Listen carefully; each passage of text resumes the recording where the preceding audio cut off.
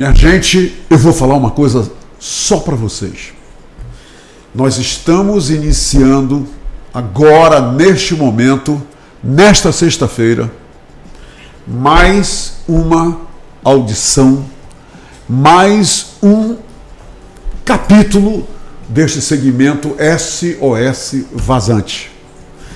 E hoje eu tenho realmente sentimento que envolve orgulho, satisfação, gratificação de sobra, porque nós estamos recebendo uma presença que ela não é só importante devido à expertise que reúne para entregar para vocês a verdadeira situação, o verdadeiro tamanho do que pode estar nos esperando no nosso horizonte, no que tange essa questão que está pipocando por aí na mídia agora nacional, de que provavelmente nós teremos uma seca ainda maior do que a seca, estiagem, vazante, maior do que a do ano de 2023, ano passado.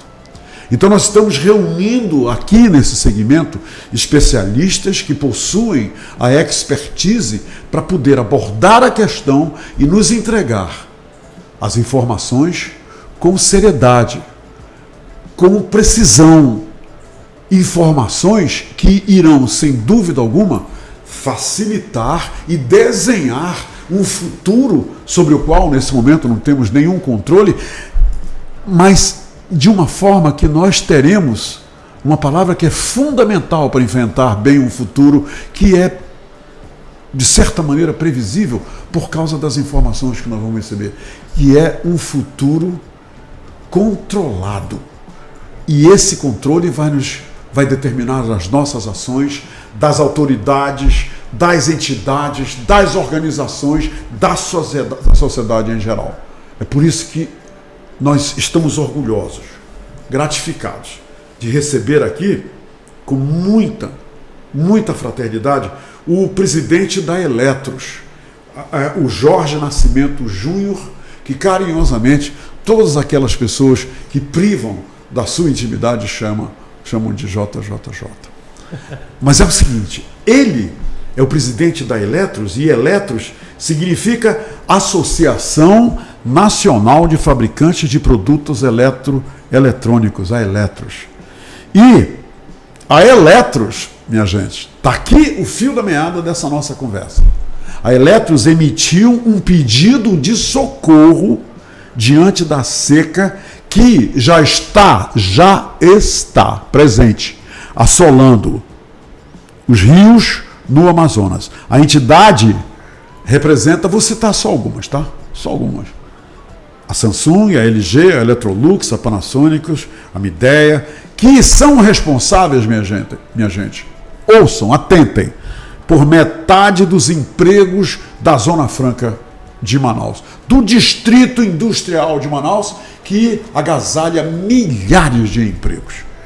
E olha, o fenômeno da seca já é notado no Rio Acre, que diminuiu vários centímetros, mais de 50 centímetros em 2 semanas. A vazante também foi registrada, está sendo registrada constantemente no Rio Solimões, no Rio Madeira. Mas antes de entregar a palavra ao nosso ilustre convidado, eu quero mostrar para vocês uma manchete.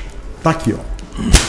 Uma prova, a manchete do Jornal do Comércio que diz: seca derruba logística para o PIN. Isso foi em 2023, tá, gente? Isso aqui é o passado que deixou lições para nós aprendermos. Olha aqui outra manchete. Essa manchete já de 2024. Grupo Chibatão lidera ações preventivas contra a seca, já para 2024. Nós estamos falando de 2024 aqui. Agora, ano passado, logística industrial defasada. E nós temos também uma outra manchete que fecha esse pequeno círculo de alerta que nós estamos fazendo, e por isso o nosso presidente da Eletros está aqui. Não dá para a seca nos surpreender. Este ano. Tá aqui. Não dá. Isso aqui já é este ano. Muito bem, vou deixar isso aqui e conto com a permanência de vocês aqui com a gente, porque os mais afetados pela seca é senso comum. Sou eu e você. Somos todos. Isso aí. Seja muito bem-vindo a esse nosso segmento SOS Vazante e muito obrigado por não ter medido nem empenho, nem desempenho, nem esforço para estar aqui com a gente nessa sexta-feira. Bem-vindo, meu caríssimo presidente da Eletros. Muito obrigado, Humberto. Primeiro, muito obrigado pelo convite, né? Não tem como negar um convite seu, até porque é um privilégio a gente estar aqui compartilhando desse momento contigo. Eu me sinto privilegiado, pela segunda vez eu estou aqui, então, ainda mais para um tema relevante como esse, primeiro te ver, te abraçar, te cumprimentar, ver que você está bem, bombando, graças a Deus, levando conhecimento, que a gente estava comentando agora há pouco, né? Que falta de verdade é informação de qualidade, você sabe muito bem. Eu acho que um dos maiores legados que a gente pode deixar é conhecimento, e você faz muito bem isso daí. Então, ainda mais com um tema relevante como esse, preocupante por conta da gravidade que se avizinha. A gente realmente, a Eletros é a Associação Nacional dos Fabricantes de Produtos Eletroeletrônicos, e nós temos 34 indústrias associadas. É uma entidade nacional, a sede fica em São Paulo, nós temos empresas associadas em 11 estados do país, dentre eles o Amazonas, por conta da Zona Franca de Manaus, por conta do Polo Industrial de Manaus, que é o maior centro eletroeletrônico do país. Das 34 empresas associadas, 22 estão aqui. Elas se repetem. Tem claro. Empresa que está aqui, está no Rio Grande do Sul, está aqui, está em São Paulo, está aqui, está em Minas, mas aqui é o grande centro. E todas essas manchetes que você recupera traduzem bem a nossa preocupação. Nós temos um compromisso real com o desenvolvimento econômico sustentável da zona do Amazonas, da região amazônica. O setor eletroeletrônico foi um dos primeiros a se instalar na Zona Franca de Manaus ainda na década de 60. Olha só. Quando veio as primeiras produções de televisores, de rádios, de toda a parte de áudio e vídeo, foi o setor eletroeletrônico, os videocassetes, famosos videocassetes, os televisores. Então, o nosso setor ele tem um compromisso real. Hoje nós representamos aí boa parte do faturamento, como você colocou, metade da geração de emprego, setor de bem de informática, eletroeletrônica, eletrodoméstico, tudo é eletroeletrônico. E eu resumo da seguinte forma: tudo que está dentro da sua casa, que lhe proporciona bem-estar, lhe proporciona conforto, um ar-condicionado, um televisor, uma lavadora de roupa, um refrigerador, forno micro-ondas, uma secadora, como também aquele que procura lhe deixar um pouco mais bonito e belo, uma chapinha de cabelo, um barbeador, né? Ou aquilo que lhe proporciona que tudo fique melhor na sua vida, é produzido pelos associados elétricos no Brasil todo, dentro da Zona Franca de Manaus também. Que leitura maravilhosa, olha só. E é esse setor que boa parte dos produtos que o consumidor adquire no Brasil, ele é feito, boa parte dele exclusivamente na Zona Franca de Manaus. É importante, nessa sexta-feira, o nosso telespectador, o nosso internauta, entender um pouquinho e para entender porquê do nosso alerta, do nosso SOS. Esse SOS foi realmente emitido pela Eletros. Foi. Quer dizer, a preocupação é evidente. Foi. E me permite só compartilhar com os nossos espectadores o seguinte: aqui, quando você chegou, você, ao se referir a essa temática de hoje, você falou, Humberto, a coisa está grave. Gravíssimo. A coisa está preocupante. Você troca isso em miúdos para a gente, Jorge Júnior? Vamos lá. Nós somos o maior centro produtor, um dos maiores centros produtores de ar-condicionado do mundo. Depois da China, o maior centro produtor de ar-condicionado do mundo é Manaus. Nós produzimos aqui todo o ar-condicionado consumido pelo brasileiro. A mesma coisa acontece com televisores. Então nós estamos falando da indústria mundial, né? Nós temos aqui as 14 mais importantes fábricas de ar-condicionado do Brasil e do mundo estão aqui em Manaus. Nós temos os maiores fabricantes de TV do mundo aqui em Manaus. Nós temos a produção toda de micro-ondas aqui em Manaus. Nós temos a produção toda de lavadora de louça aqui em Manaus. 40% dos bens de informática, telefone celular, tablet, computadores, relógios inteligentes, fones inteligentes são produzidos em Manaus. Então, para que vocês possam ter ideia da dimensão e do que nós representamos para a economia do país. E a gente compra os insumos e esses insumos chegam a Manaus, ao polo industrial, através dos rios. Nós não temos a BR-319, que é um absurdo ela não estar pavimentada. Nós temos uma ex-estrada, mas isso é outro assunto. Nós temos uma estrada que precisa ser pavimentada porque ela existe. Sim. Ela não é uma estrada de inverno, é uma estrada de verão. E para leves cargas, não para cargas pesadas. E nós escoamos a nossa produção também através dos rios. E aí é que está o ponto de atenção. No ano passado, com a então maior seca da história, nós tivemos algumas empresas que paralisaram suas atividades por cerca de 30 dias. Ou seja, elas não conseguiam receber os insumos e nem conseguiam escoar a produção. Produto acabado. Nós não tivemos um problema de desabastecimento do Brasil. O carioca, o paulista, o paranaense, o gaúcho, o cearense não deixou de ter os nossos produtos, televisor, geladeira, televisor, ar-condicionado, micro-ondas, tudo que eu comentei agora há pouco, porque nós envidamos todos os esforços necessários quando imediatamente identificamos a seca para poder abastecer o Brasil. Agora, essa identificação veio um pouco tarde, não veio? Ano passado nós identificamos em maio. Em maio nós saímos com os primeiros comunicados. Por que nós identificamos antes? Os nossos produtos, a gente estava no efeito do El Niño. Então, nós monitoramos as temperaturas porque ela influi diretamente na aquisição de ar-condicionado, de geladeira, de refrigeradores, de adegas, para a parte de climatização, ventiladores. Tudo isso daí é elétrico, são as indústrias nossas associadas que fazem isso. Sim. Quando a gente estava monitorando o El Niño, nós identificamos que o El Niño ia proporcionar uma seca no Panamá, no canal do Panamá, e talvez na Amazônia. Quando nós identificamos, e nós fomos os primeiros a identificar. A gente estava olhando temperatura, elevação de temperatura para poder atender com produtos de climatização e refrigeração, e nós identificamos a seca. Presidente Jorge, então me diga uma coisa. O Celiomar Gomes, que lida com essa questão de liberação de mercadoria e junto à Receita e tudo mais, né?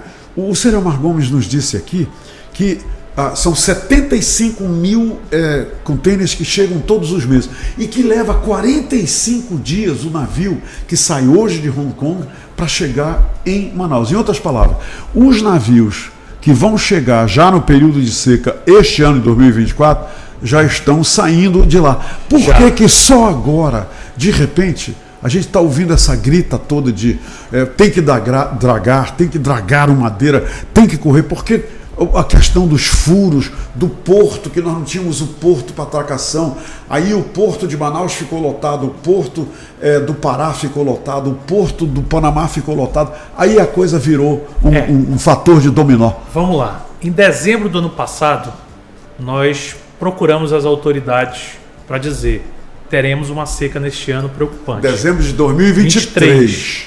Em fevereiro, fevereiro ou março, nós saímos com o primeiro documento, alertando as autoridades sobre uma possibilidade de uma seca maior do que a do ano passado, dita por especialistas, e pedindo providências em relação à dragagem dos pontos críticos que foram já identificados no ano passado.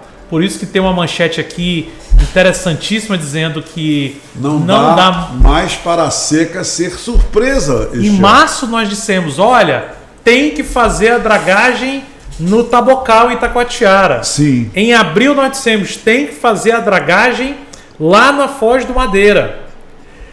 E foi quando as autoridades, e nós temos que ser justos, o próprio governo do estado se mobilizou prontamente, o governador Wilson Lima, quando tomou conhecimento da nossa preocupação, imediatamente entrou em contato conosco ao telefone, querendo entender, mas a gente está monitorando. Eu falei, governador, mas é relevante.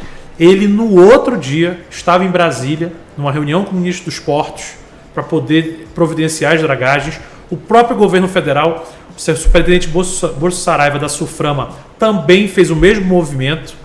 E no caso do Bosco, a gente até alertou quanto ao Panamá novamente, ele fez os dois movimentos. E o governo federal também tomou. Ocorre que, infelizmente, a gente ainda não tem... Semana passada que foi aberta a licitação para as dragagens e com uma expectativa... Presidente, nós estamos... Junho acabou. E nós porque estamos aquela história mês, desde... meio, acabou. Mas hoje é a última sexta do mês. A última sexta do mês. Né? Então, infelizmente teve aí, penso eu, por problemas burocráticos, nós tivemos uma demora e há um risco hoje da dragagem só começar em setembro e a informação que nós temos hoje... É por isso hoje, que o senhor falou para o seu amigo, a situação não é gravíssima. É gravíssima. Por isso nós saímos com o SOS. Por quê, Humberto? A seca antecipou o seu início em 30 dias. Ano passado, em setembro, a gente já estava com dificuldade de navegação. A dragagem, se ocorrer em setembro, talvez nós tenhamos perdido o time.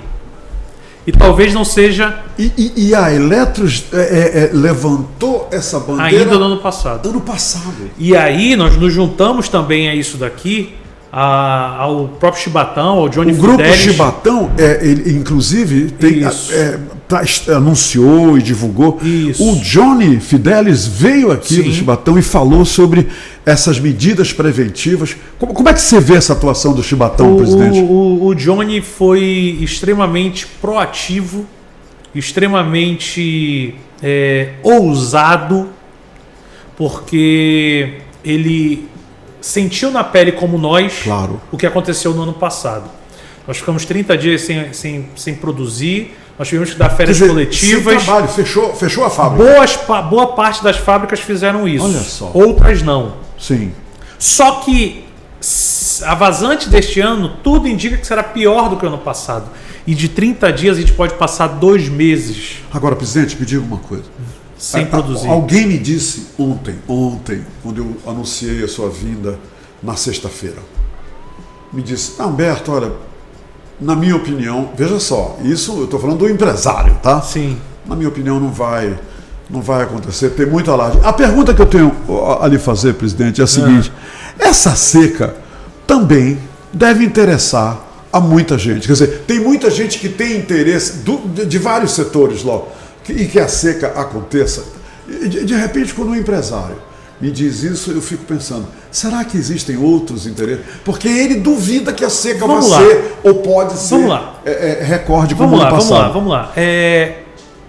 Da mesma forma que eu tenho algumas informações que me dizem que a seca vai ser pior do que a do ano passado, tem gente que não acredita porque tem algum tipo de informação histórica, porque o Rio nunca secou 2 anos seguidos, tal.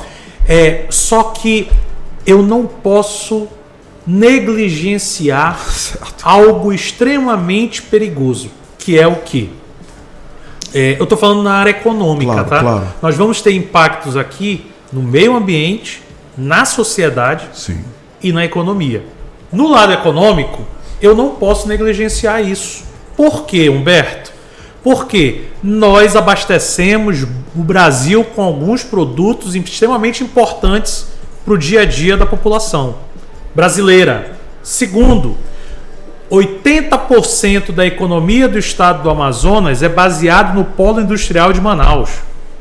Sem o polo, 80% da economia do Amazonas é baseado no polo industrial de Manaus.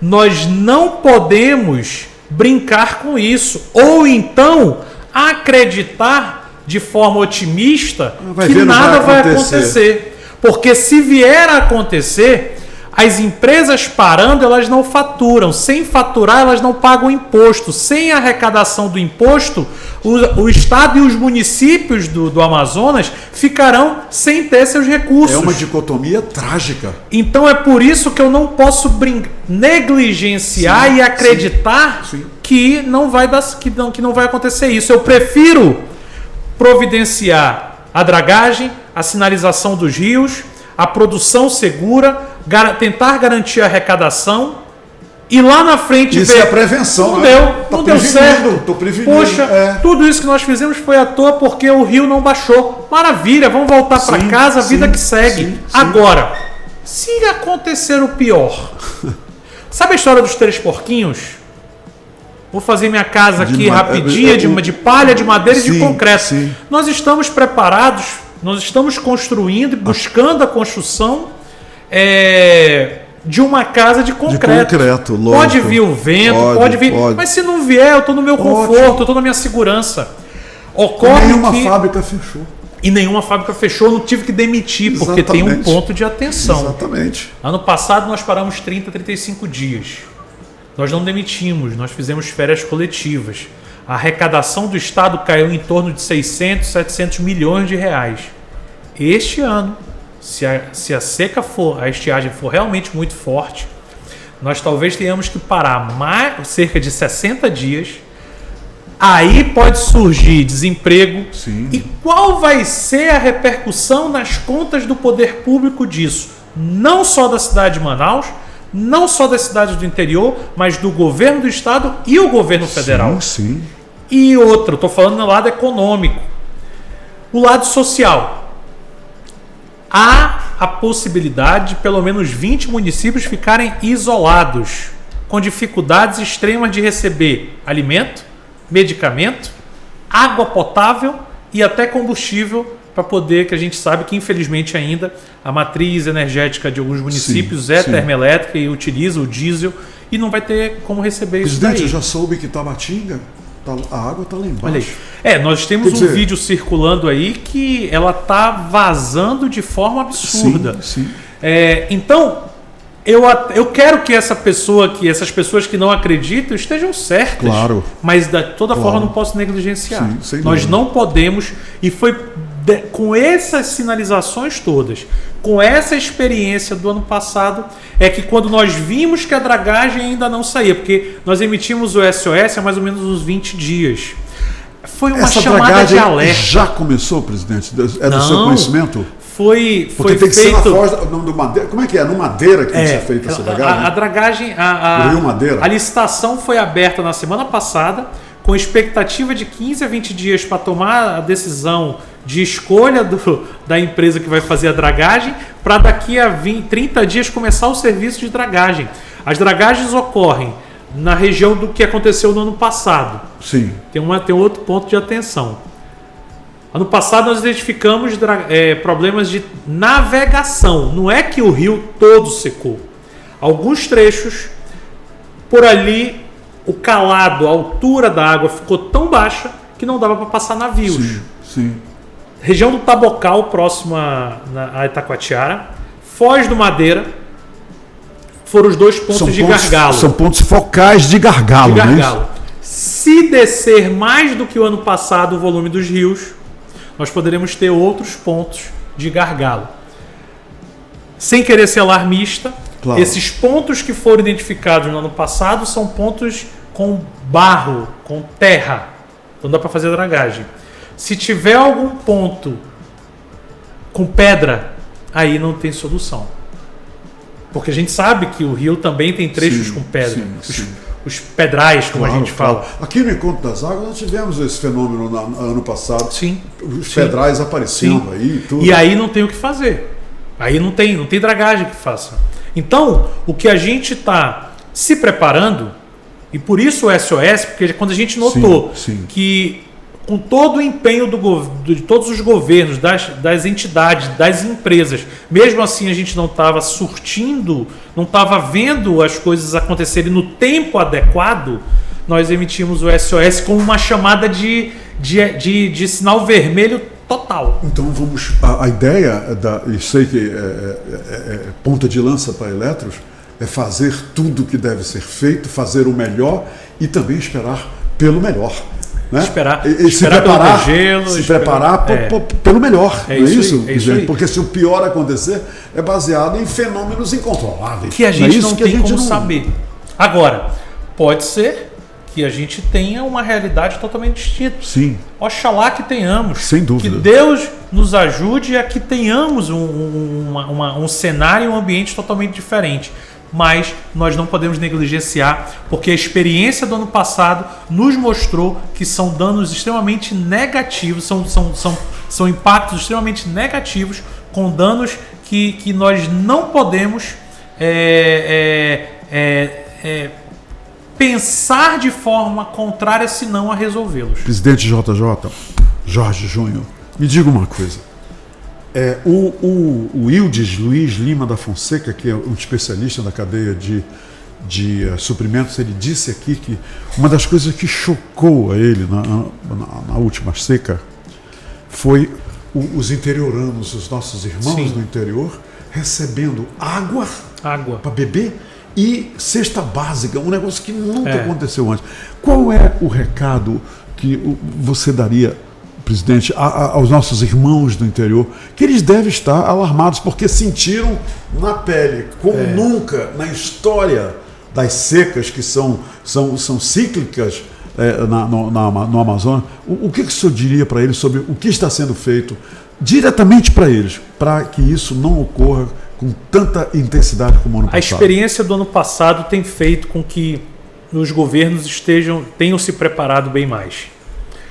A gente já tem visto toda uma ação de socorro e antecipadamente ao socorro aos municípios que possivelmente devem ficar isolados, porque não terá, a gente vê ali trechos de rios que antes você andava, atravessava ele de canoa, de barcos profundos, você estava atravessando de moto, né? A pé, de bicicleta.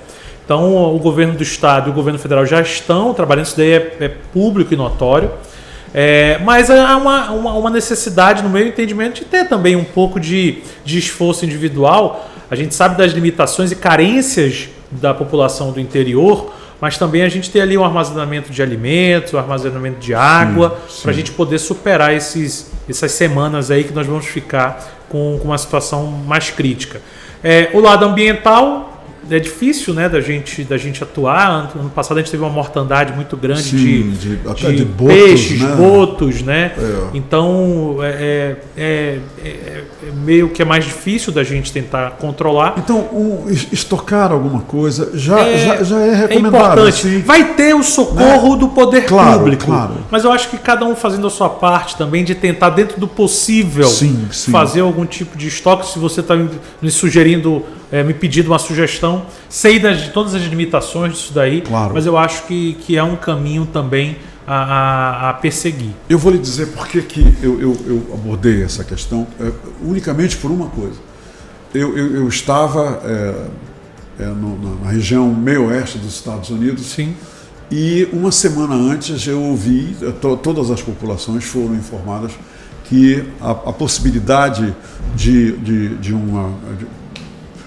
um tornado muito do tipo 5 estava estabelecida. Sim. E pelas rádios, pela televisão, eles pediam para as pessoas fazerem estocagem de água, de alimento, porque lá essas casas da região do meio oeste tem o porão onde, se confirmado, desce todo mundo, leva a casa, mas está lá bunker, a área do porão, um bunker que eles têm. Então é por isso que eu lhe perguntei. Sim. E aquela história, o tornado, eu estou apenas deixando claro que nós não estamos querendo alarmar ninguém aqui. Não. O tornado ele não tem uma trajetória fixa, ele é vento, então ele pode passar por aquela cidade ou não e passar por outra, mas estar preparado, ir para o bunker, ter tudo lá no bunker, importante. É uma boa coisa. Eu acho que é importante. E é isso que nós estamos fazendo aqui, não é isso? Eu acho que é importante, a indústria está se preparando, né? É notório que a gente está vendo os movimentos do governo estadual, do Amazonas e do governo federal também preparando isso. Aqui em Manaus, que a gente tem uma região ali, o Rio Negro seca, o Rio Tarumã ficou totalmente sem água, né? Também a gente já vê mobilização pública, municipal em relação a isso. E não é alarmismo, é a gente se preparar. Se preparar. Claro. E tem um outro detalhe. Nós temos um grande evento também no segundo semestre, bem no meio da seca, que são as eleições municipais. Outubro, não é? Início de outubro. A gente vai estar na seca. Olha, interessante. Então nós temos um problema econômico que já foi trazido. O senhor está falando de milhares de eleitores que precisam... O que vai acontecer? Precisam de acesso para votar. Se deslocar para votar. Deslocar no interior do estado. O próprio Tribunal Eleitoral tem que ir até esses locais. Com as urnas, com as e tudo mais. Com toda a segurança. Então também é um ponto de atenção. E não é a política que fica em segundo plano. Não é isso, é um processo político importante, prevenção relevante. Total, não é, a gente precisa. Por isso que a gente emitiu o SOS. O SOS foi de verdade um grande alerta para dizer: olha, não podemos negligenciar. Se estamos fazendo as coisas, temos que correr ainda mais para que façamos o mais rápido possível. E eu quero terminar a nossa conversa, então, trazendo de volta essa manchete. E eu quero acreditar, logicamente, a manchete. A manchete foi pelo doutor em Engenharia de Transporte, coordenador da Comissão de Logística da CIEAN, do Centro das Indústrias do Estado do Amazonas, que disse o Augusto, dá mais... Augusto Rocha. Eu falei o nome dele? É, o doutor Augusto Rocha. Augusto César Rocha. Isso. Ele, então, disse não dá mais para a seca ser surpresa esse ano. Eu tenho uma grande confiança. O doutor Augusto é uma sumidade no assunto, é uma referência nacional e vale muito a pena a gente considerar, é prioritário que a gente considere os posicionamentos do Dr. Augusto. E ele já está escalado para vir conversar com a gente. Ele estará aqui em breve. Humberto, falando tu vais adorar. Ele é tu e o teu internauta, o teu telespectador, ele vai adorar. O Dr. Augusto, ele é uma pessoa realmente muito preparada. Com certeza. E tem nos ajudado também nessa trajetória. São várias forças, são várias mãos. Sim. Aqui não há um dono de uma razão ou o salvador da pátria. Existe aqui setores da economia, setores da sociedade, a sociedade civil organizada, preocupada com algo que se avizinha, que é muito perigoso para a economia, para a sociedade, para o meio ambiente. Isso e a gente precisa se unir. Inquestionável. E a gente precisa se unir. O alerta foi para isso. A gente espera que todas as medidas sejam tomadas. A gente espera mais ainda que realmente não tenha essa realidade de impacto, mas se isso acontecer, minimamente a gente tem que estar preparado. Presidente, eu quero agradecer com entusiasmo e ao mesmo tempo menos... Eu fico com essa situação, essas possibilidades, essas informações todas, eu fico um pouco angustiado. Eu estou agradecendo com menos angústia. Né? Eu sou cidadão da Amazônia, eu moro aqui, minha família. Você é um amazônida. Eu sou um amazônida. Então, eu quero agradecer a Eletros, ao Chibatão, ao nosso querido Dr. Augusto, a todas as empresas, agências e ao próprio governo do Estado, à Prefeitura de Manaus, que estão envidando esforços para nos preparar o mínimo possível, como você acaba de dizer, presidente. Muito obrigado por sua presença. Obrigado pelo convite mais uma vez. Por favor, não me convide sempre. Boa viagem, né? De volta para São Paulo. Obrigado por ter vindo aqui conversar com a gente. A gente estar em Manaus sempre. Manaus não deixou nunca de ser minha casa. Claro. Né? Sim, eu não disse. Eu aproveito para dizer que o nosso presidente JJJ, né? Ele é manauara. E isso nos orgulha muito o fato do presidente da Eletros ser um dos nossos, um de nós. Tamo junto.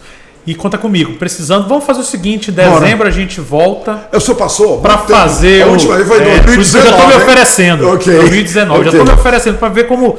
Olha, tratar bem tem um grande problema. Eu volto. Que bom. Então, eu me Quem comprometo gosta, que eu já estou me oferecendo para em dezembro a gente vir até para falar um pouco do que aconteceu. Marcado. Deus queira que a gente tenha impactos não tão severos, não tão graves, mas a gente tem que se preparar para isso. Sim, claro. Né?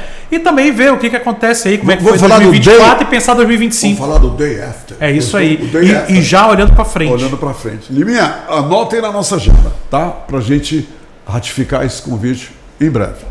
Presidente, boa viagem mais uma vez. E muito obrigado por ter prestigiado esse trabalho que a gente desenvolve aqui no Portal do Holanda com muita paixão. Parabéns e não ratifico, você é um grande orgulho nosso. Muito obrigado. Um grande orgulho do Amazonas, um grande orgulho da região norte, Um grande orgulho do nosso país. Ele sempre soube afagar meu coração. Ele sempre soube. Mas sempre com muita justiça. Obrigado, meu amigo. Gente, um bom fim de semana para todos e vamos acreditar e praticar essa crença de que o melhor, ainda mais em relação a essa vazante, ainda está por vir. Está vindo aí. Até a próxima. Bom fim de semana.